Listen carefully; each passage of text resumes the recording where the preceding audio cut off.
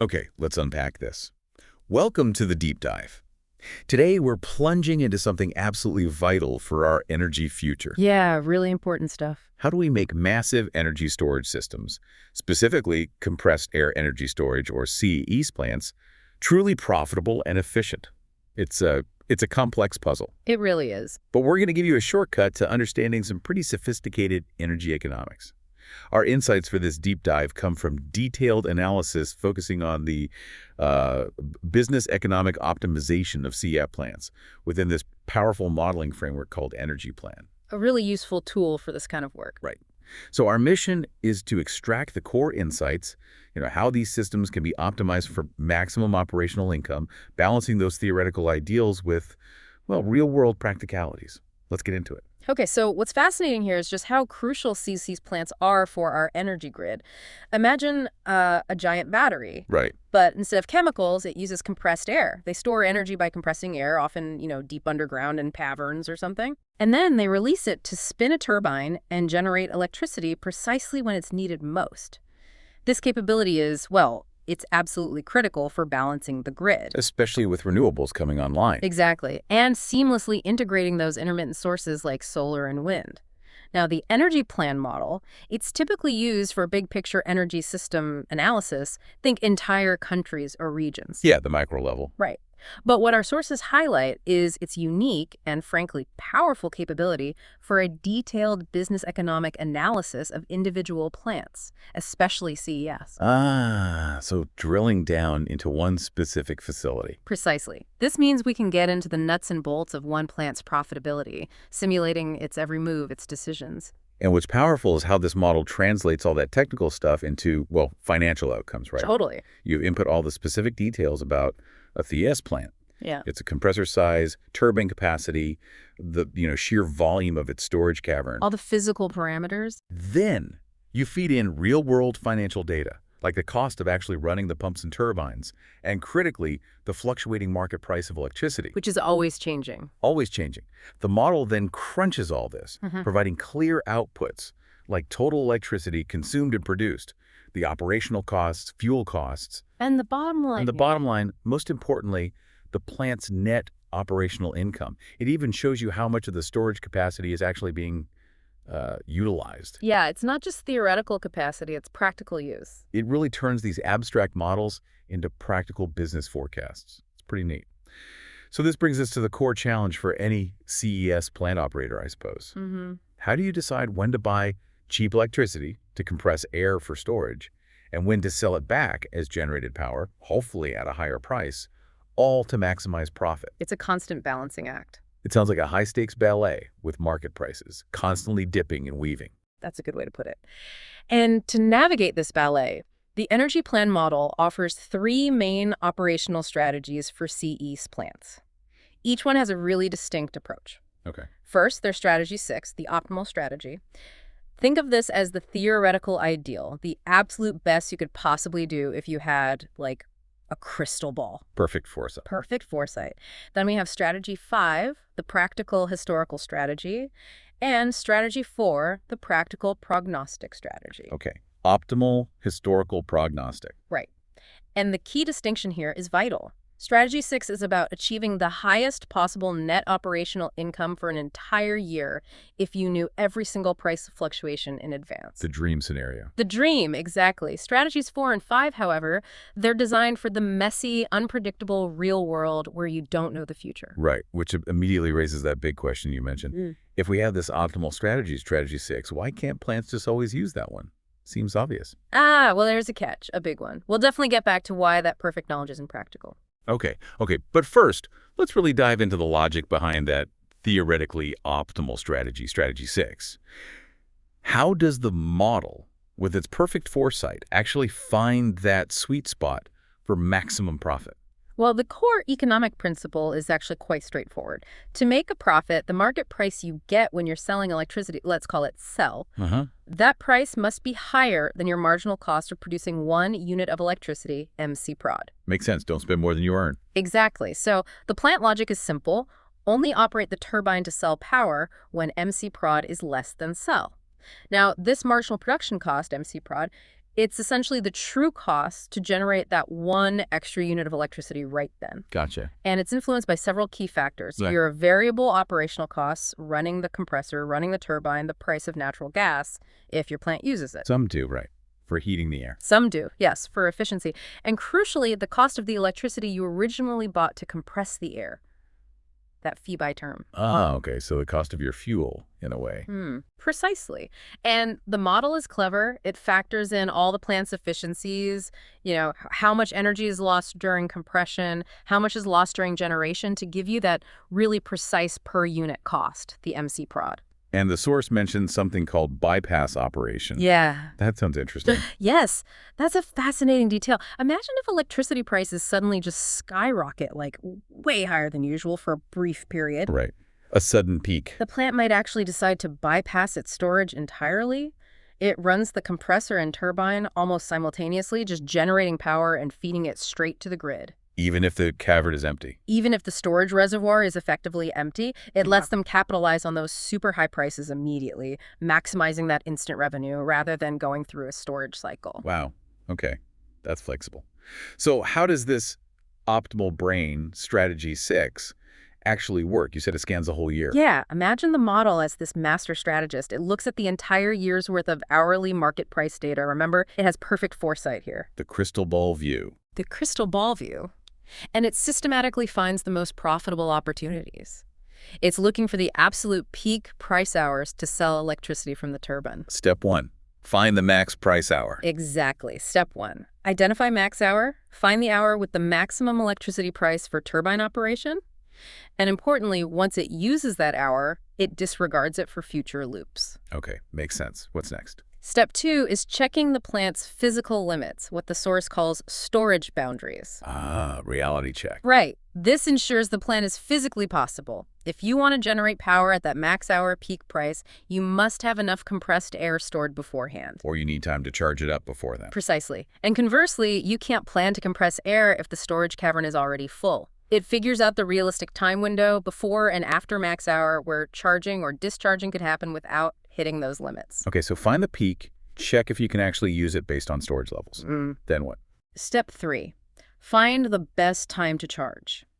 Within that feasible time window identified in Step 2, it finds the hour with the absolute minimum electricity price, MIN price. Lowest cost to compress the air. Exactly.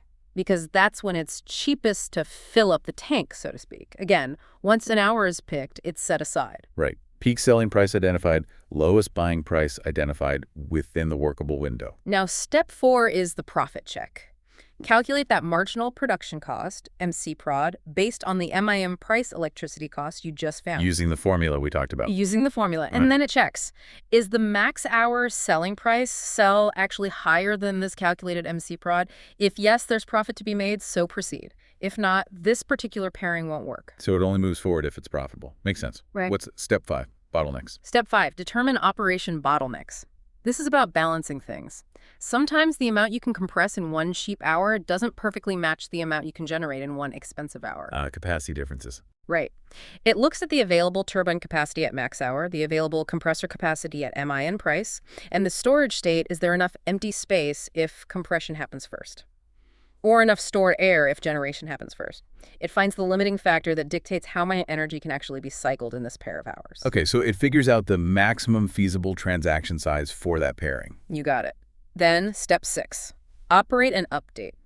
The model simulates operating the turbine at max hour and the compressor at MIM price using the capacity determined by that bottleneck in Step 5. Virtually runs the plant for those hours. Exactly.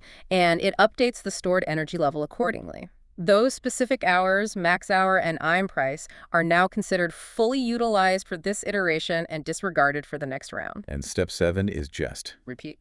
Step 7, iterate. Repeat steps 1 through 6. Find the next highest price hour, the corresponding lowest price hour within the new boundaries, check profitability, find bottlenecks, operate, update, and keep going. Until when? Until the entire year is completed or until there are no more hour pairings left where the selling price is higher than the marginal production cost. It finds every single profitable opportunity across the whole year. And to give you a concrete example of this in action, the simulation used a specific CES plant setup. A 216 mW compressor, a big 360 mW turbine, and a really massive 1478 GWh storage capacity. Wow, that's huge storage. Huge. And they tested this against actual Nord Pool electricity prices from 2005. Real market data. Real market data. And the visuals are quite telling. After just the first iteration, you see the turbine operating at the single highest price hour of the year, maybe around hour 4000, and the compressor running at the absolute lowest price hour, say hour 32. Okay, cherry picking the extremes first. Exactly. Then, after maybe 18 iterations, you see the turbine has run at the 18 highest price hours of the year and the compressor at the 18 lowest price hours. Interestingly, in 2005, those lowest prices were kind of concentrated early in the year. But as the simulation continues through, say, 100 iterations, the CAES plant's operation gets more distributed throughout the year. It really starts painting a picture of the plant constantly reacting, buying low, selling high, whenever the price difference makes it profitable. So it's not just the absolute peaks and troughs, but any profitable gap. Any profitable gap that works within the storage constraints. The simulation continues until all hours with feasible operation prices where sell is greater than MC prod are fully utilized. It completely maps out that theoretically perfect operational year. Okay, so strategy 6, the optimal strategy. Sounds incredible on paper. Maximum profit, perfectly efficient use of price swings. But, as we hinted, there's that catch. What does this all mean for the real world? Right, the catch. The major hurdle for real-world CES plants and why these practical strategies are absolutely necessary is that you simply don't have perfect foresight. The crystal ball is missing. The crystal ball is missing. The source puts it plainly. Fluctuations of spot market prices in future hours and days are not known for a whole year. That kind of complete future market information. It just isn't available in practice. You can't run strategy 6 in real time. Okay, so that's why we need strategies 5 and 4. Tell us about strategy 5, the practical historical one. Right. Strategy 5, the practical historical strategy. Since you don't know the whole future, decisions on buying and selling electricity are based on the average price over some recent historical period and maybe a short future period. Looking backwards mostly. Looking backwards and maybe peeking just a little bit ahead. The source gives an example.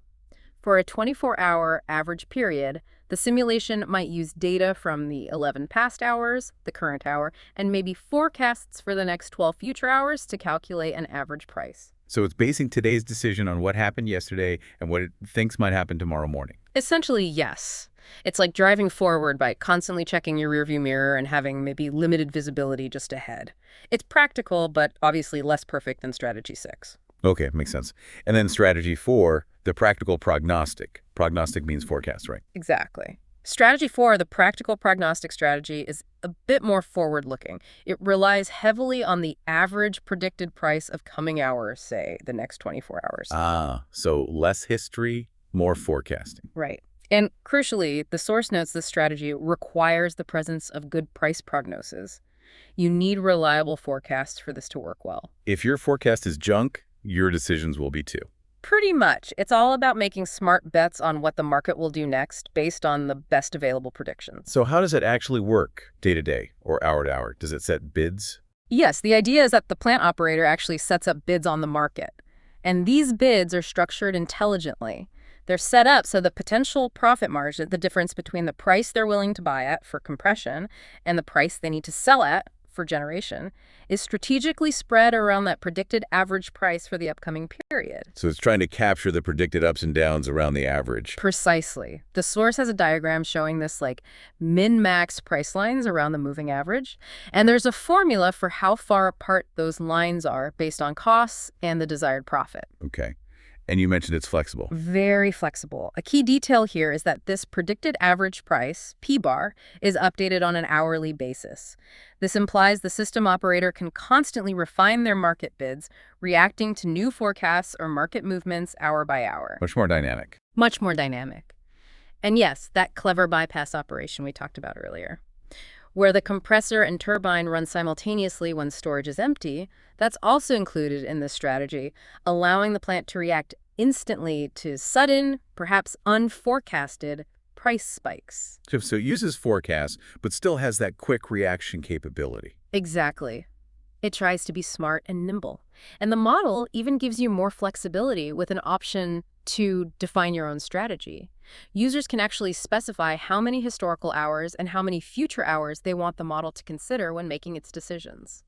So you could tweak it, like maybe use 6 past hours and 18 future hours if you trust your forecasts more. Exactly. You could tell it to consider the past 10 hours and predict the next 13 or whatever combination seems best. It lets you tailor the practical strategy. And looking even further ahead, the source mentioned another strategy. Yes, looking to the horizon, the sources also tease an optimal strategy 24 hours, which is currently planned but wasn't implemented at the time the source was written. Okay, what's the idea there? This would be a bit of a hybrid. It would aim to optimize the storage operation, but only for one day, 24 hours at a time. It would figure out the best plan for Tuesday, execute it. Then on Wednesday, it would look at the forecast and optimize again for that day. So optimizing in daily chunks instead of hourly updates or a whole year. Right. It still requires good price prognosis for that upcoming day. It's distinct from the hourly updating Strategy 4. Strategy 4 adjusts bids hour by hour for the intraday market.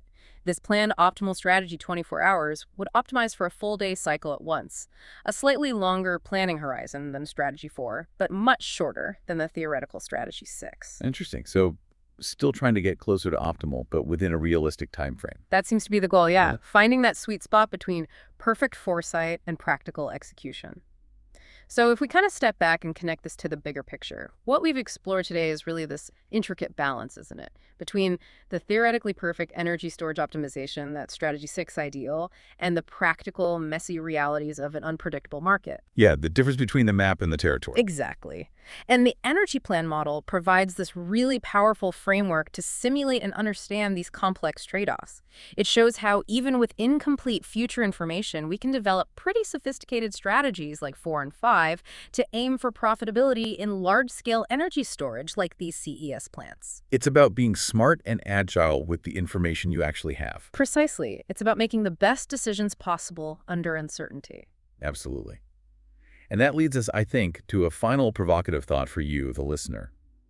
Given the ongoing, frankly staggering advancements in AI and data analysis, how might ever more accurate, real-time price prognosis start to reshape this whole landscape? That's the big question. Not just for CES, but for batteries, for pumped hydro, for all forms of energy storage. Could this relentless improvement in forecasting actually push these practical strategies like Strategy 4 ever closer to those theoretical optimal solutions we saw in Strategy 6? Bringing the real world closer to the ideal map. Right.